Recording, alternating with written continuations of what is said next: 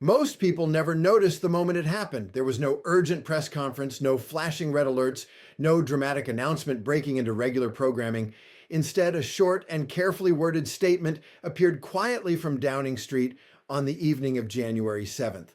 But behind that brief statement was a phone call that touched some of the most volatile pressure points in global politics right now. British Prime Minister Keir Starmer had spoken with United States President Donald Trump, and what they discussed was not symbolic diplomacy or routine pleasantries. It was power, enforcement, sovereignty, and the direction the world may be moving next. According to the British government, the two leaders discussed a joint operation to intercept the Marinera oil tanker, recent developments in Ukraine, a U.S. military operation in Venezuela, and Britain's position on Greenland. On paper, it looked like a standard foreign policy update. In reality, it was a snapshot of how international rules are being tested, stretched, and in some cases enforced physically rather than rhetorically. One of the most sensitive parts of the conversation centered on Greenland.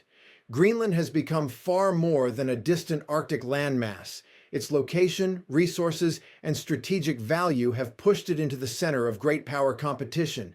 President Trump has repeatedly framed Greenland as critical to U.S. security interests, while European leaders see any outside pressure on its status as a dangerous precedent. During the call, Starmer set out Britain's position clearly.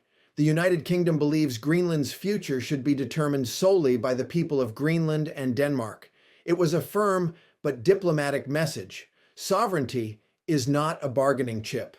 For London, this was not only about Greenland itself, but about defending the principle that borders and territories cannot be reshaped by pressure from larger powers. The conversation then moved from the Arctic to the open seas. Starmer and Trump discussed the joint operation to intercept the Marinera tanker, a vessel suspected of moving oil in violation of international sanctions.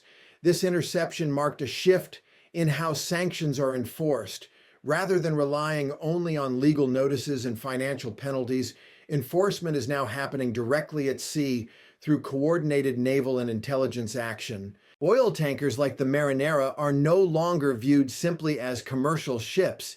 They are seen as mobile financial lifelines for sanctioned regimes. By intercepting such vessels, governments are sending a clear signal. Sanctions are no longer theoretical. They can be physically imposed even in international waters. Ukraine was also part of the discussion. The British statement referred to recent progress, a phrase that sounds neutral but carries significant weight in diplomatic language. It does not mean peace. It means changes on the ground, shifts in leverage, and evolving calculations. Ukraine remains the central reference point for many global security decisions, influencing everything from defense budgets to energy policy and maritime enforcement. For both London and Washington, Ukraine is not just a regional conflict, it is a test case for whether international borders can be changed by force and whether alliances can still hold under sustained pressure. That context makes every related discussion, even about oil tankers or sanctions, part of a much larger strategic picture. The call also addressed U.S. operations in Venezuela, where Washington has recently taken aggressive action. These operations have drawn global attention and raised serious questions about the balance between law enforcement, military power, and regime pressure. Venezuela's oil industry, leadership structure, and international partnerships have made it another arena where economic power and military capability intersect. For Britain, these developments raise complex concerns. How far should enforcement go? When does pressure become intervention? And what happens when powerful states begin to treat economic systems, shipping lanes, and leadership capture as standard tools of foreign policy? Taken together, this phone call was not just an exchange of updates. It was a moment where lines were quietly drawn, lines about sovereignty in Greenland, lines about sanctions enforcement at sea, lines about acceptable use of power in Ukraine and Venezuela. The absence of drama in how the call was announced may have made it easy to overlook, but its content reflects a world where diplomacy is no longer just about words. It is about action, presence, and the willingness to enforce decisions beyond conference rooms. This was not a call about what has already happened. It was a signal about what kind of world is taking shape, one where power is increasingly direct, boundaries are being tested, and global rules are no longer assumed to enforce themselves. The significance of this conversation becomes clearer when placed in the broader pattern of recent events. What links Greenland, a sanctioned oil tanker, Ukraine, and Venezuela is not geography, but method. Power is no longer being exercised primarily through long negotiations or multilateral statements. It is being applied through pressure points, territory, energy flows, shipping routes, and leadership structures, often simultaneously. For Britain, the call reflected a careful balancing act. On one hand, London remains one of Washington's closest allies, deeply integrated into US-led security, intelligence, and maritime enforcement frameworks. On the other hand, Prime Minister Starmer has been signaling that alliance does not mean automatic endorsement of every approach. His comments on Greenland were a clear example of that distinction. By reinforcing that Greenland's future rests with its people and Denmark, Britain positioned itself as a defender of established international norms at a time when those norms are under strain.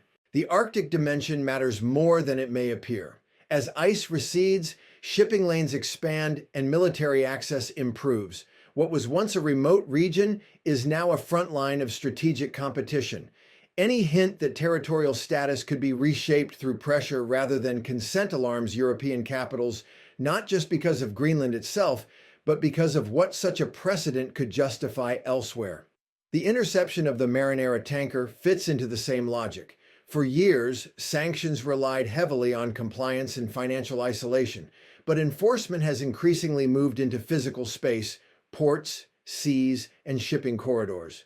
By acting directly against a tanker suspected of sanctions evasion, the US and UK demonstrated that maritime space is now a central arena for geopolitical enforcement. This approach sends a message not only to sanctioned states, but also to shipping companies, insurers, and port authorities worldwide. Neutrality is becoming harder to maintain. Ukraine's presence in the discussion reinforces that shift. Even when not elaborated on in detail, Ukraine shapes how leaders think about every other conflict. It has transformed how Western governments view deterrence, escalation, and endurance.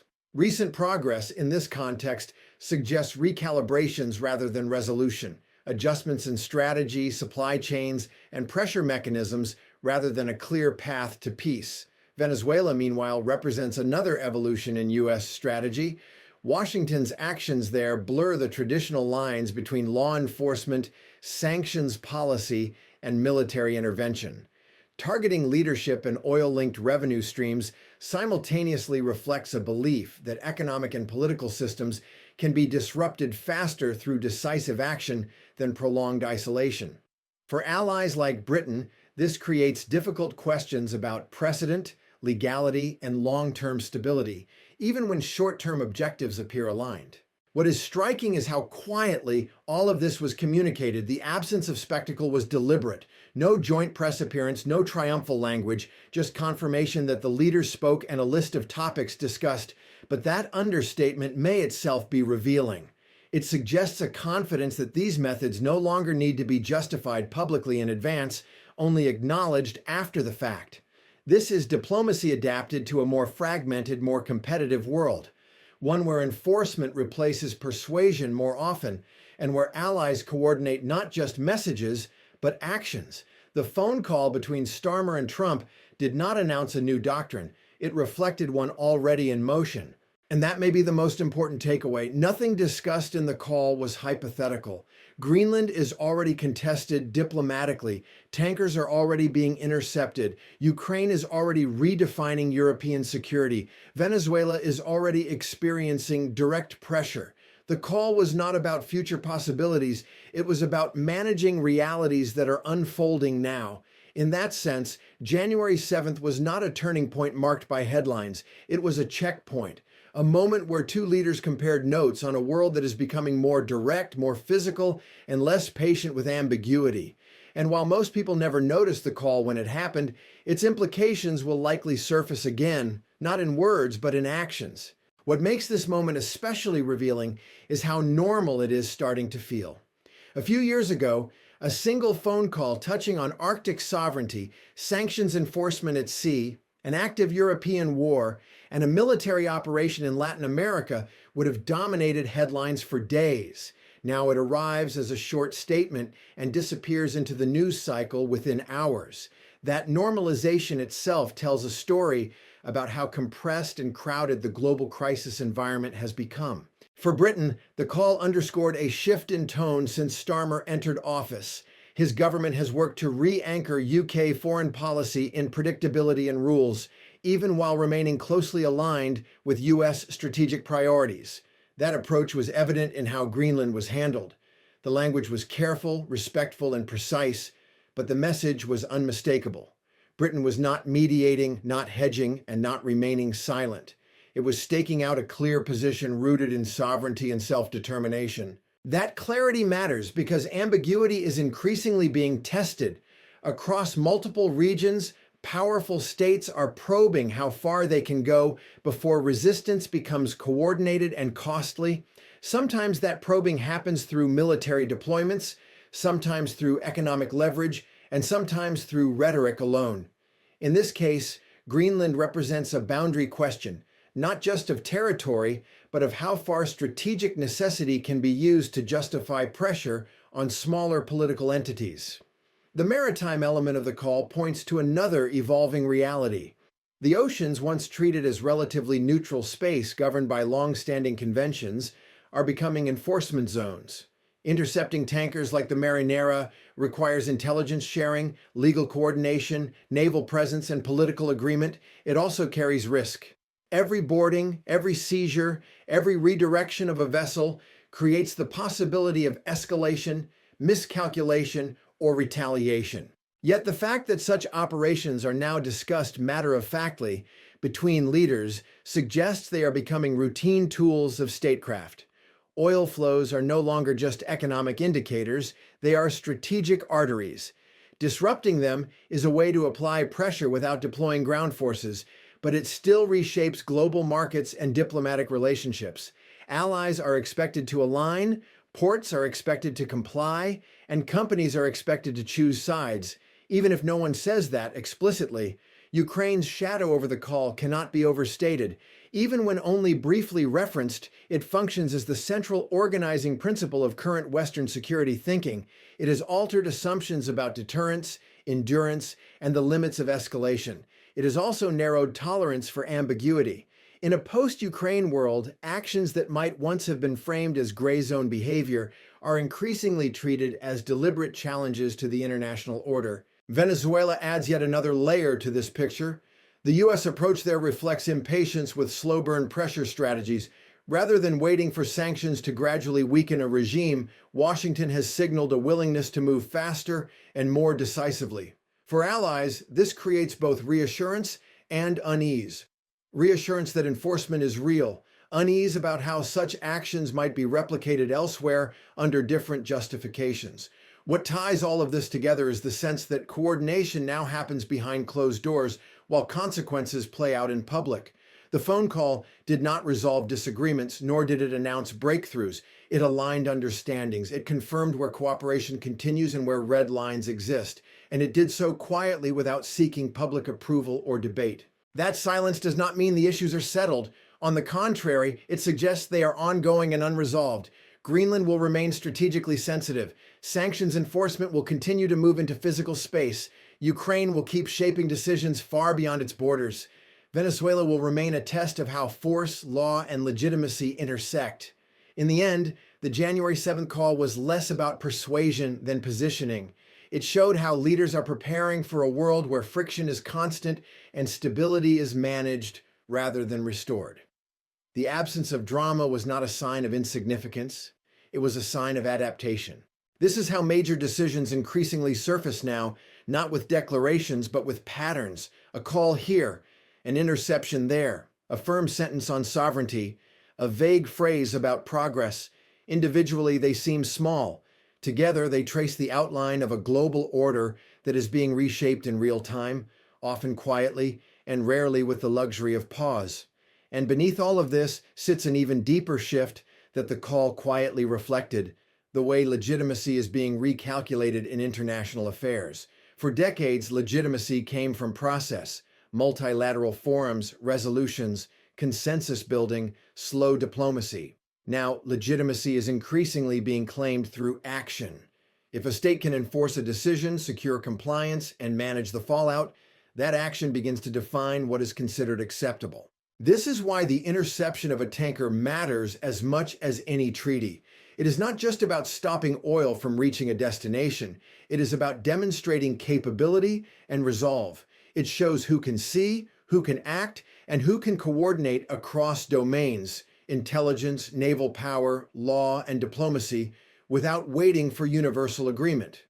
Once that standard is established, it changes expectations everywhere else. The same logic applies to Greenland. No formal proposal was made, no document signed, no vote taken. Yet, by even raising the issue at the highest level, the question itself entered strategic space. Starmer's response was therefore not merely defensive, it was preventative. It aimed to shut down a line of thinking before it could harden into policy. In today's environment, stopping momentum early can be as important as responding to action later. Ukraine remains the clearest example of how this environment functions. It has shown that prolonged conflict can normalize extraordinary measures, from massive sanctions to sustained military aid, until they become baseline policy. That normalization then bleeds into other regions. What is done in one theater becomes thinkable in another. That is why Ukraine is referenced even when discussions move to oil tankers or Latin America. It sets the tone for how much risk leaders are willing to tolerate. Venezuela illustrates the other side of that equation. It shows how quickly pressure can escalate once patience runs out. Economic sanctions, diplomatic isolation, legal indictments, and military operations no longer unfold sequentially. They overlap. They reinforce one another. And once that model is applied successfully in one case, it becomes tempting to replicate it elsewhere, even when circumstances differ. For Britain, navigating this landscape requires constant calibration. Too much distance from Washington risks marginalization. Too much alignment risks complicity in actions that may later be questioned.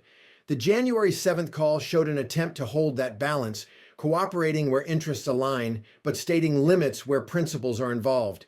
It is a narrow path, and one that will likely become harder to walk as pressures increase. What is also notable is who was not part of the conversation. There was no indication of broader multilateral consultation, no reference to international bodies, no hint of collective decision-making beyond the bilateral relationship. That does not mean such mechanisms are irrelevant, but it does suggest they are no longer the primary arena where direction is set. Decisions are being shaped first among those with the capacity to act and explained later to the rest. This is why the quiet nature of the call matters so much. It reflects a confidence that public debate is no longer required at the outset. That consent will follow enforcement, not precede it. That reality may be uncomfortable, but it is increasingly visible across multiple crises. The January 7th conversation did not introduce new conflicts.